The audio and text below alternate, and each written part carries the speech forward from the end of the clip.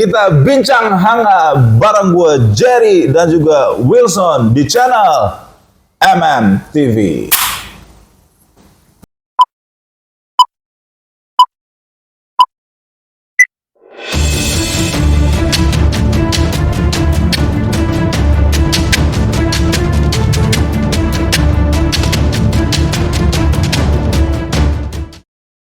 Oke, ini santai aja, kita bawa santai aja ya, karena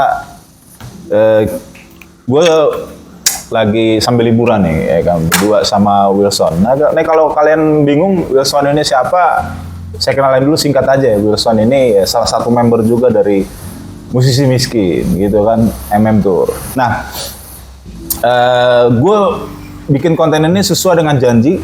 Waktu itu kalian udah ingat ada part 1, part 2. Ya ceritanya gue udah bahas jelas, kalian tinggal lihat aja videonya gitu kan, part 1, part 2 yang orang dideportase. Nah ini sekarang gue bawa narasumbernya sekarang. Jadi kalian mungkin dengar ceritanya langsung dari orangnya aja gitu ya. Yang pertama kita dengar ceritanya kenapa sampai bisa dia kena deportasi kan gitu ya.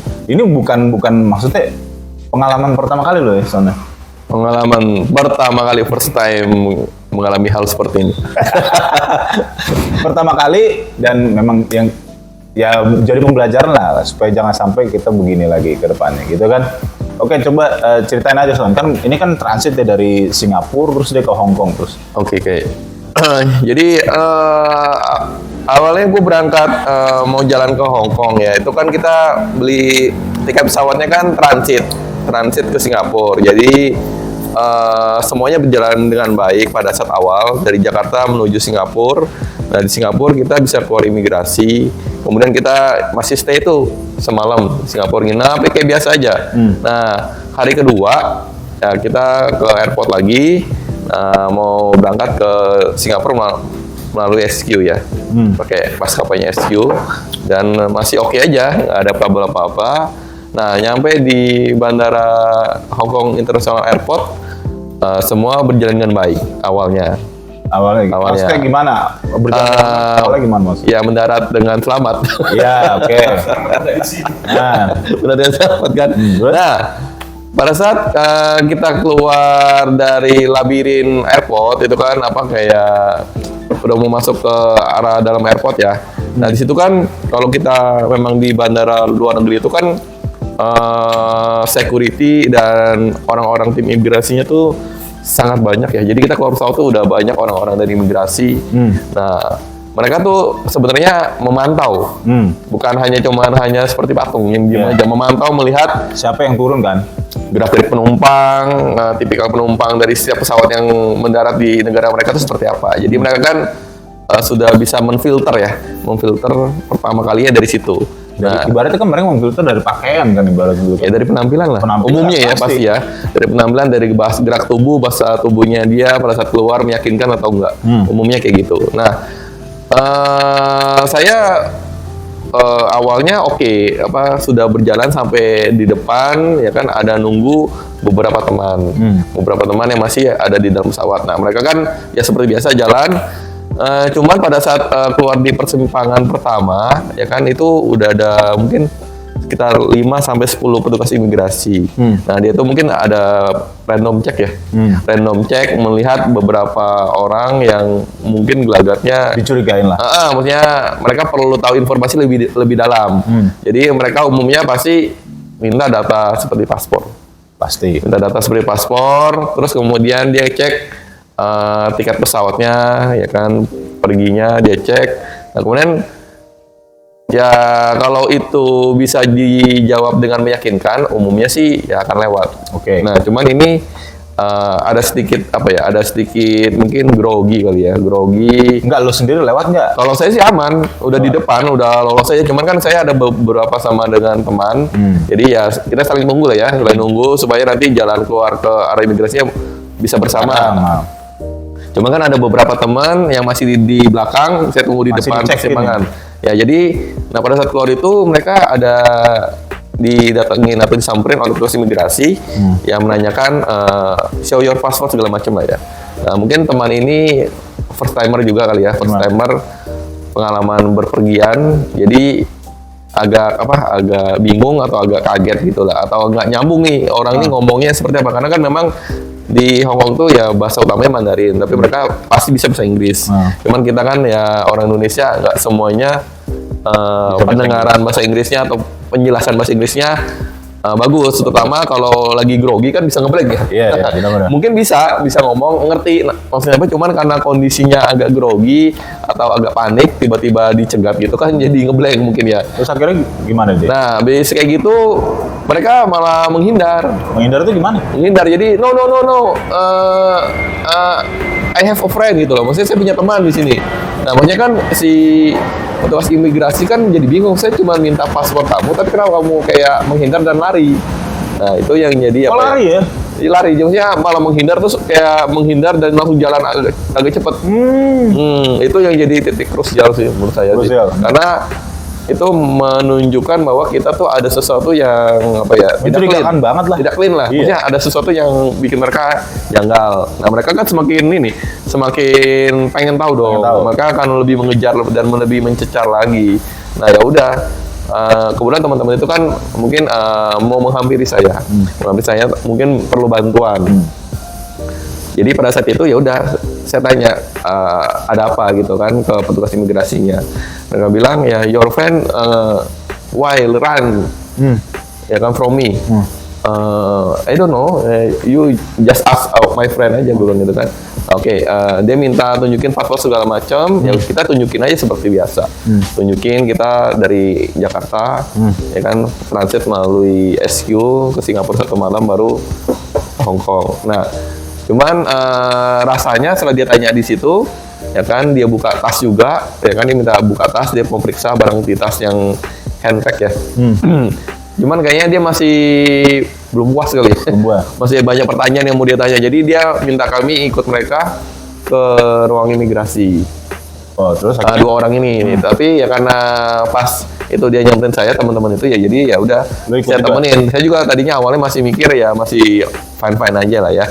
Mungkin ini dia perlu random check yang lebih jelas, jadi dia perlu bawa ke tempat yang lebih enak. Kalau itu kan karena banyak penumpang, nggak mungkin kan kita ngobrol lama-lama kan menghalangi jalan juga kan. Ya udah, jadi akhirnya kami digiring lah. Kami digiring ke tempat imigrasi, cukup jauh sih jalannya ya, lumayan lah ya. Agak belakang-belakang gitu. Ya udah, sampai di sana langsung ada petugasnya 5 orang. Kan kami berlima sih waktu itu. Oh iya. Ya, berlima, jadi masing-masing orang langsung diperiksa. Ya, diinterogasi kali ya, bahasanya interogasi. Dan di tempat yang terpisah, misalkan satu di ruangan A, satu di ruangan B, macam. Dan itu kami nggak bisa saling lihat, nggak bisa saling mendengar antar teman gitu loh. Jadi dia pengen tahu masing-masing orang menjawabnya gimana. Pencocokan data. Ya, saya nggak tahu nih teman-teman ditanya apa. Tapi kalau dari saya ditanyanya ya, kamu sudah pernah ke Hong Kong belum sebelumnya? Saya bilang saya udah kali ketiga nih ke Hong Kong, udah pernah 2 kali. Terus kamu pernah ke Hong Kong kemana aja? Ya, jelasin aja. Banyak pernah Hong Kong, misalkan ke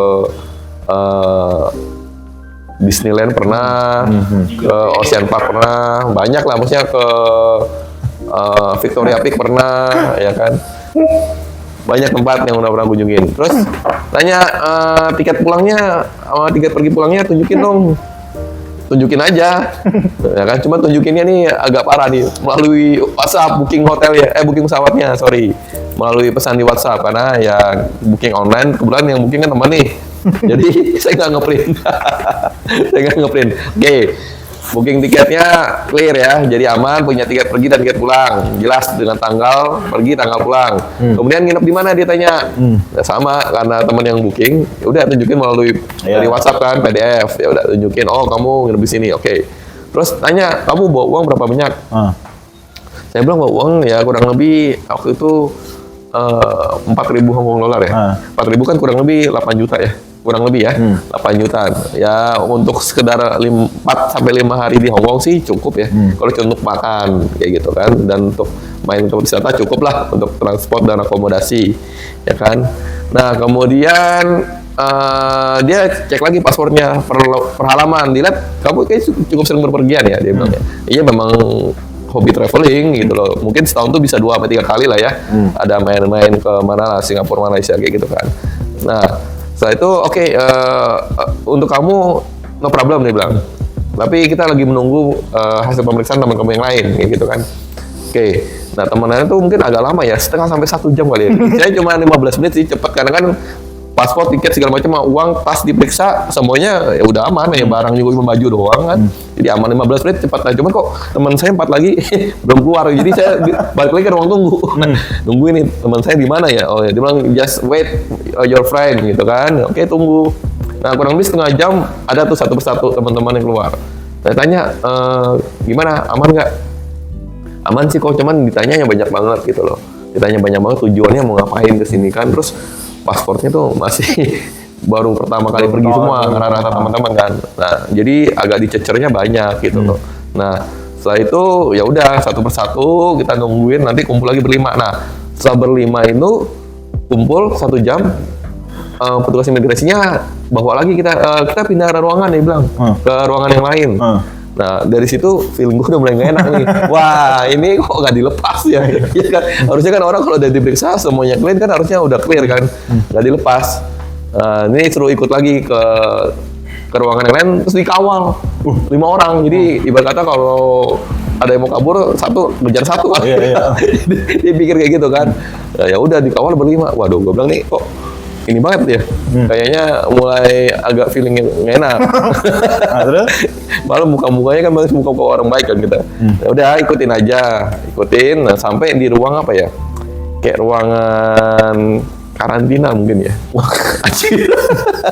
Ruangan karantina di mana petugasnya lebih banyak lagi, terus banyak locker. Banyak locker. Waduh. Udah ngeliat banyak locker ini, udah pikiran udah mulai kemana-mana nih. Ini suruh ngapain kan gitu. Nah, nggak lama dia bilang paspornya kasih saya, handphone kasih saya, terus tas kamu masukin ke locker. Saya tanya, kenapa? Maksudnya untuk apa nih langkah seperti ini? Jadi kalian nggak bisa keluar dari imigrasi,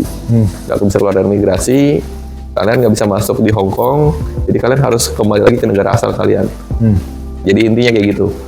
Kan lo nggak masalah. Terus gue kenapa ada masalah apa ya? Padahal kan kami sudah memenuhi persyaratan. Dia bilang teman kamu nggak ngerti, kita tanya apa banyak nggak bisa jawab. Dia bilang. Jadi buat kita tuh ragu.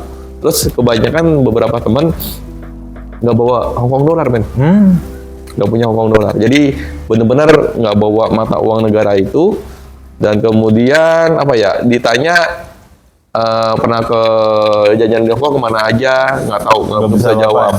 Terus tujuannya kemana aja? Mereka kayak orang kebingungan gitu. Nah, jadi itu sih yang membuat apa ya? Menurut saya jadinya lu pihak imigrasi akhirnya mungkin tidak bisa menerima kami. Nah, karena 4 yang lain itu tidak bisa lolos ya otomatis saya kan nggak mungkin juga sendirian pergi, dan juga udah akhirnya. Tapi sebenarnya lo ditawarin untuk pergi. Di bang pada saat yang di ruangan pertama kamu bisa keluar, tapi 4 teman kamu nggak bisa keluar. Ya, jadi kan gue juga masih bingung tuh, maksudnya kenapa nih? Oh ya, sambil nunggu teman yang lain kan gue juga bingung, maksudnya saya bisa keluar tapi temannya belum selesai nih, kenapa nih? Ya berarti kan masih belum selesai pemeriksaannya kan. Jadi ya menunggu aja kan nggak mungkin juga. Buat diperiksa gue langsung jalan lagi kan. Karena kan mereka kebingungan dari airport menuju kotanya kan kita perlu naik MRT kan. MRT airport kan. Nah mereka kan bingung. Maksudnya mesti naik bus atau naik MRT, belinya tiketnya gimana kan. Terus kita temenin lah ya.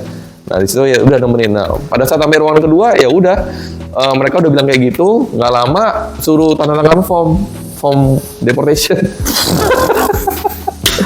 Langsung. Dan itu agak galak loh. Terus imigrasinya nggak banyak cincong. Kita mau tanya excuse segala macam, dia nggak mau tahu. You just sign, dia bilang. Ya, no any question lagi. Get. You just sign. Oke. Jadi udah no choice, dia nggak mau ngomong apa lagi. Dan semakin gua minta penjelasan, mereka semakin nadanya makin keras. Oke. Teman-teman aja udah nggak buku udah bingung. Oke, paham ya guys ya. Jadi sebenarnya kalau mau dibilang teman kita ini nggak ada salah gitu, tapi jadinya ikut salah karena orang yang bersama dengan dia salah. Nah, kalau nanti jalan-jalan harus semuanya harus benar guys. Oke. Nah nanti kita lanjut ke part 2 pada saat dia di debat deportase. Itu kayak gimana keadaan situasi di dalamnya guys, karena ini udah terlalu panjang untuk yang part 1, tapi kalian jadi jelas ya, fix ya, bahwa kegagalan dia untuk masuk itu sebenarnya bukan dia yang gagal, tapi teman-temannya yang kurang persiapan ya. Kurang persiapan. Memang sangat banget ya, kurang persiapannya. Memang kita harus persiapan ya. Jadi di luar negeri itu kan sekarang kondisinya ketat. Sejak pemulihan pandemi ini kan semua negara maju pasti was-was ya. Mereka nggak mau sembarangan terima orang karena mereka juga concern ke negara sendiri. Mereka punya pendudukan harus lebih terjamin dibandingkan orang lain yang mungkin mencari perlindungan atau apa ya, Swaka lah, ilegal lah, atau bekerja lah, pekerjaan yang lebih layak di negara mereka. Betul, Jadi mereka juga menjaga itu. jaga itu semua. Itu aja sih sebenarnya. Oh. Jadi nggak ada yang perlu terlalu ditakutkan. Persiapan aja yang baik. Persiapan yang baik tadi, tiket dan sebagainya. Iya. Oke guys, itu aja kita end di part 1. Kita akan lanjut di part 2 untuk ngebahas bagaimana di dalam pada saat lu dideportasi ya, step-stepnya gimana ya. Jadi masa-masa Di dalamnya itu ya ya. karena nggak langsung pulang guys. Iya. Jadi Oke. Ya nanti lu jangan jadi dulu biar ini ke part 2. So ikuti lagi di part 2. Like, subscribe, komen, dan di share. Bye bye.